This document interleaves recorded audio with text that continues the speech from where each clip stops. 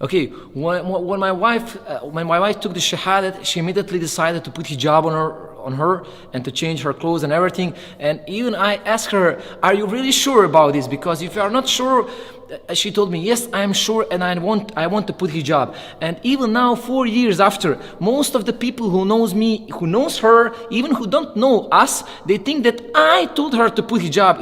It was just her decision. She wanted to put hijab because she wanted to serve to God and she wanted to do this, And it was not my decision. Even now, I'm always thinking it's not about people. You are so tough guy. You probably dominate with her and tell her to put. No, it's not my choice. It was her choice. Can you see the birds? They're flying. That nothing keep them in the sky. That only God keep them up. So hold down. I don't want to tell you everything about this. Keep on with the Deen Show. This is the Deen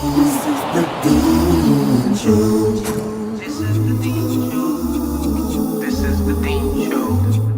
This is the Deen Show. Greetings and peace. Assalamu alaikum, guys. How you doing? We're at the life-changing factory, and you're going to find out why. We're here with Nadim Bobic. Assalamu alaikum wa rahmatullahi wa barakatuh. How are you, brother? Alhamdulillah. You have a beautiful facility here in Sarajevo. That's the capital of Bosnia. And he started with that greeting of peace.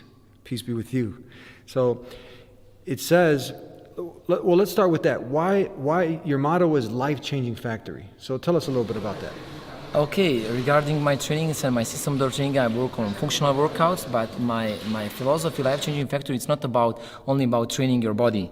I like to change the philosophy of mind with the people, that start living the training, This is one of the reasons why it's the life-changing factory. One of the biggest killers is the ego, and you actually have on your wall a list of points. And what's the number one point that's in there? The number one point is to leave your ego outside of my gym. The point of that is it's not important how much money you have. Are you poor? Are you rich? What kind of university you finish or something? It's important that just you came in my gym to train. This is one of the reason why is leave the ego outside of the gym. Yeah. Now, not only are you a successful business entrepreneur with probably the most successful gym probably in the Balkans, this whole area, but you're also someone who's dedicated to your deen. How long ago did you start reflecting about the purpose of life and living your purpose? Alhamdulillah. I start thinking, okay, I grew up in every people who lives here know that we grow up in a very mixed environment, and I start thinking about this when I was 18, maybe 18, 19. And I'm practicing Alhamdulillah, the Salah and everything already probably 20 years. I'm 38 years old, and you can get, I will say, out of the road, but you have to always come back to your God, to Allah, and everything will be good. Because, some other things that I always using, can I say some ayah? Yes, absolutely, yes. Yeah. We'd love to, I like Surah Mulk. It's I don't know how to say in English. It's power or something like that. Mm-hmm. There's the one ayat telling أَوَلَمْ يَرَوْا إِلَى الطَّيْرِ فَوْقَهُمْ صَافَاتِ وَيَقْبِضْنَ مَا يُمْسِكُهُنَّ إِلَّا الرَّحْمَنِ إِنَّهُ بِكُلِّ شَيْءٍ بَصِيرٌ. I will try on English that can you see the birds? They're flying. That nothing keep them in the sky. That only God keep them up. So I try to act like this.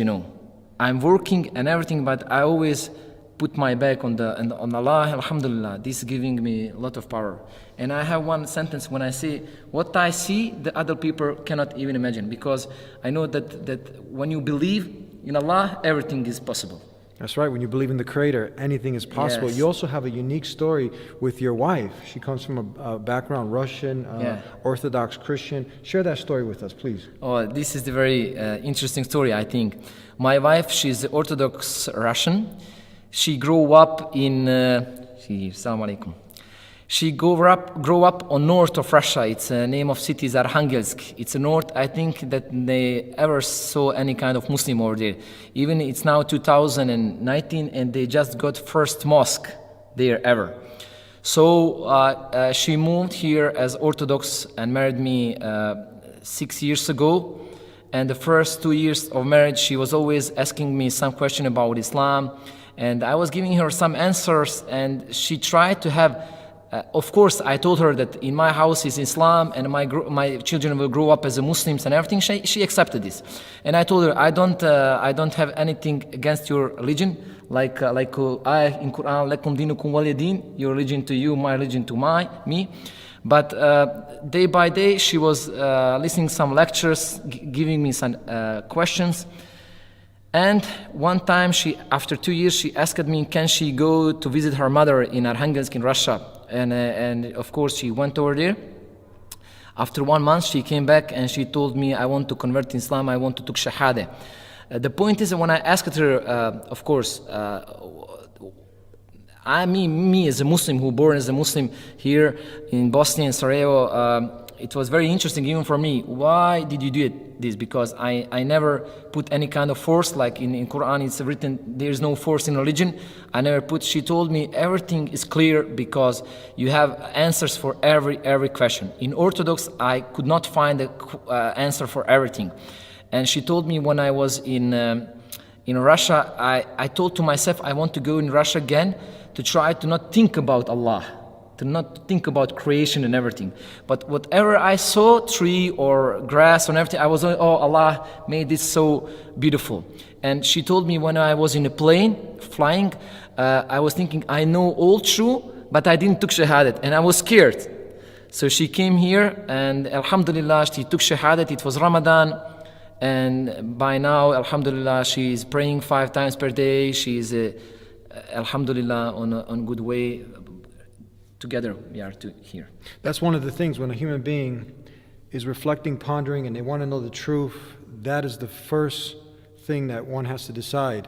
Are they going to be just seeking the worldly pleasures? But she was a thinking woman, and she started to think, and Islam provides all the rational, logical evidences that it is indeed from the creator of the heavens and the earth. There is one myth that we are already a couple in here because she's a woman, and one of the myths out there is that Islam oppresses, subjugates women. It was on her free choice. She was a thinking woman. Yes. So she, again, this is an intellectual decision she made. She looked at the evidences. Everything's clear. The worship of the Creator, not the creation. The Quran, putting it to the test. And then from there, we cleared one myth, that there's more women actually coming to Islam. Now the third thing is, here, especially in this region, we see that a lot of people, even from the Serbian Croatian background, they're coming to Islam. But many people think, like, how can you be Muslim if you're Serbian? How could you be Muslim in Croatian? Let's dispel that myth now. I will be honest with you, I think that is not only for Muslim in Bosnia and this area. I think there are people who born in Islam. I'm saying like from the parents who are Muslims. They always thinking that Islam is their private thing, you know, that nobody can be Muslim if he's not born in Islam, if he's not born by Muslim parents. And the point is, when it was happened even similar with my wife, when she converted to Islam, Alhamdulillah, and when she put hijab and everything, everybody was thinking he forced her on this. And honestly, it was a true lie. I didn't want any time to argument about this, because the God knows the best. And the point is that Islam is for all people, all kind. So it's not private thing. If God want to give you on right way, He will give you. If want to left you on the bad way, He will left you. So the Islam is like this. So if you want to come in Islam and Creator want to put you on the right way, He will put it. He will put you.